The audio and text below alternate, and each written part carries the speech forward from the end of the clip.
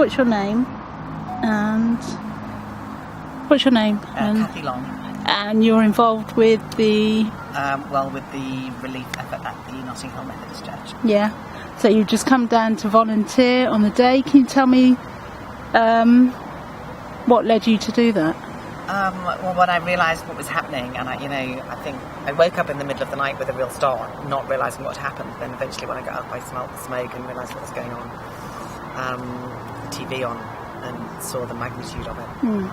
How far away from the actual Grenfell Tower? I'm about like a 10-15 minute walk probably, so I use a bike, so I'm 5 minutes away. Yeah. So I grabbed a few things, checked my phone, and there were messages saying, they need sanitary towels and stuff like that, so I sort of grabbed a few things and rushed down, and then realised what an operation was needed, really, how much relief there was going on. There were all sorts of people bringing clothes, there were people everywhere. The first woman I saw was a woman with a bag of new phone chargers.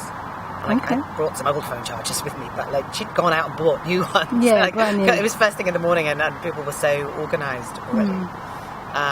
And my brother is the minister at the Methodist Church, so after I'd sort of been along Granby Road and helping out there, then I went down to the church. So initially the church was, I think, within the cordon, so you couldn't actually even get to that church, but then once you could, I went down there to see what help you needed.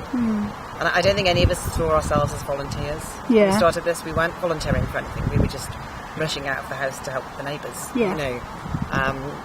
And I think we all thought that somebody would come along in some official capacity any minute and say, stop doing this, or you're not doing it right, or no. Yeah, something we're like here that. It's all right. Yeah. Thank you, The people. professionals. The professionals are going to come and tell us, you're not doing it right. We'll sort this out and we'll take over. Yeah.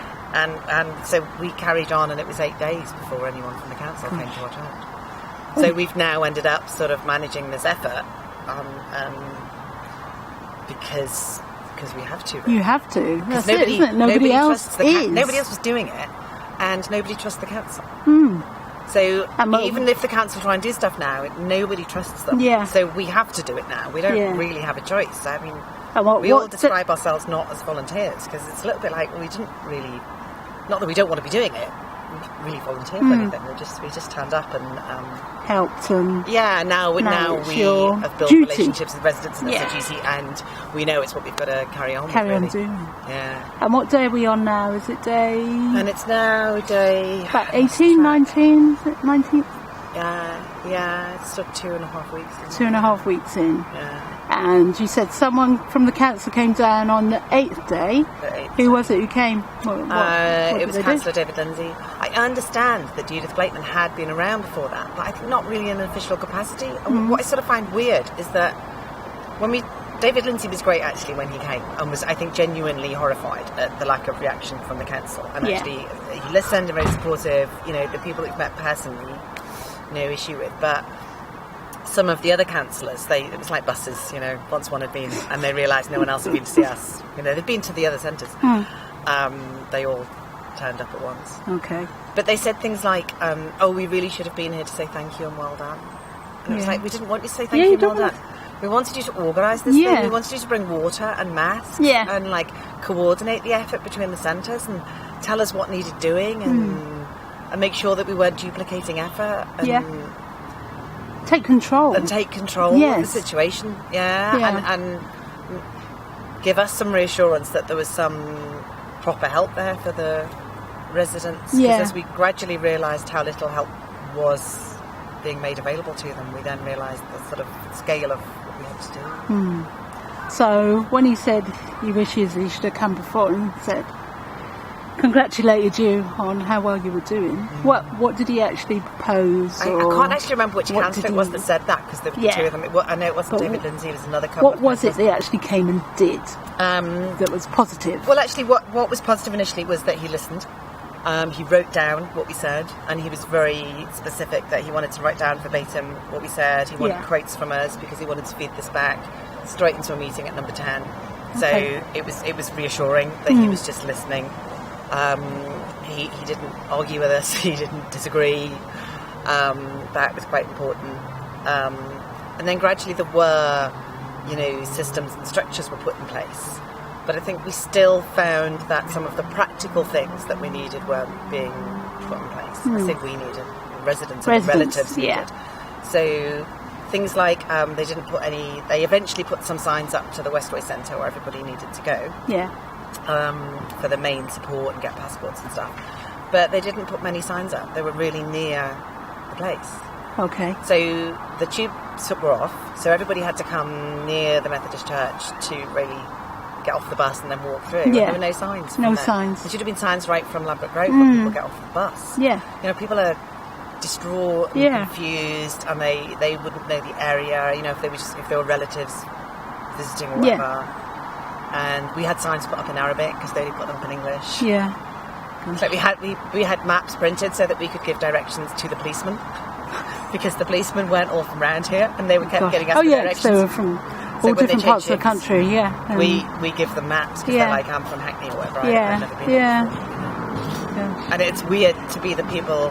Yeah. Weird for thinking you to of those think things. I'm the person. Why isn't anyone else thinking of this? You know. Why isn't this just common sense from we were saying like, people in charge? We saw the weather forecast and we're like, it's going to be really bad rain. Has anyone thought of getting like rainwear for people? Because they've only got summer clothes at the moment. Yeah. So there just didn't seem to be anybody having common sense. Just thinking of the things people would need and transport issues. I think they now are giving people free oysters, but just now. And it was just such a lack of coordination across the centres. So you were constantly doing things and thinking, are 3 other people doing this? Do I need to do this? Am I wasting time? Yeah. You know, where's my time best spent? You know, and we all had so many items donated. It was incredible. But it meant we needed a relief effort to deal with the relief effort. Yeah, we need volunteers just to come and help sort through what you've received and then take them to the actual victims. But actually getting stuff to people was also really hard. Yeah. Not everybody's able to come and ask. Not everybody wants to come and ask. No. A lot of people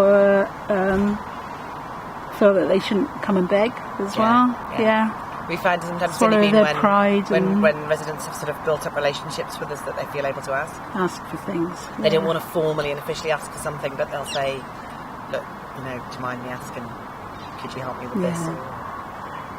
And it shouldn't be like that. No. And that absence, that sort of vacuum that the council left, they're totally not trusted. People aren't trusting the Red Cross sometimes. Yeah. So like some of the volunteers have been wearing high vis and things, and we actually haven't, because we've realised that we don't want to look. We're not official. It looks official.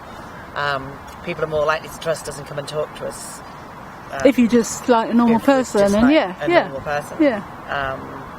And so there's a lot of stuff that the local community has to do now, because no one else can do it really. We're trying to set up like a buddying scheme.